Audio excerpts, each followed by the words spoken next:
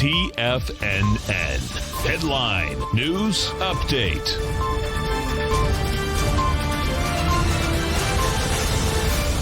Good afternoon, folks. Steve Rhodes coming to you live from partly cloudy Delray Beach, Florida. This is your 2 p.m. update. And currently we've got a mixed bag out here. As you can see, the Dow is up 13, S&P 5 points, NASDAQ 109 points, 1% to the upside.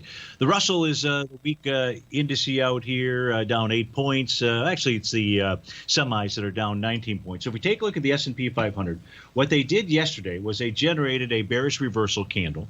It was the bearish engulfing candle. It meant the body of yesterday's candle engulfed the prior day's session out here. The mere fact that it generated a bearish engulfing candle is not as important unless there's a valid topping pattern. And in this case here, it's called the Rhodes Momentum Indicator pattern. And so it generated a topping signal.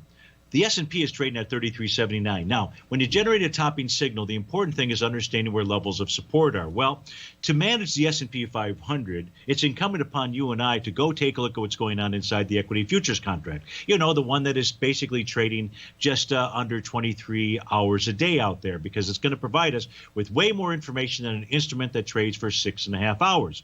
The beauty of the ES Mini, or one of the tools, because you and I were always looking for support and resistance, is we have a brand new market profile that formed.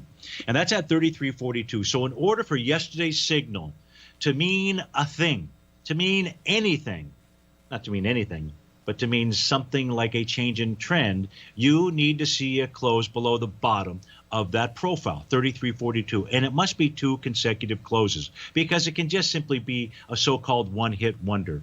Let me show you an example of how important the bottom of those profiles are by just simply expanding well, I guess I don't need to expand it. Just look at the very left-hand panel, the daily time frame for the NQ. Take a look at each instance when price pulled back to the bottom of those profiles. There are many people, when price was pulling back, they got all excited thinking that was the beginning of the end, only to find out that it really wasn't. Why wasn't it? Because if you don't know where buyers and sellers reside, you are trading with both hands behind your back.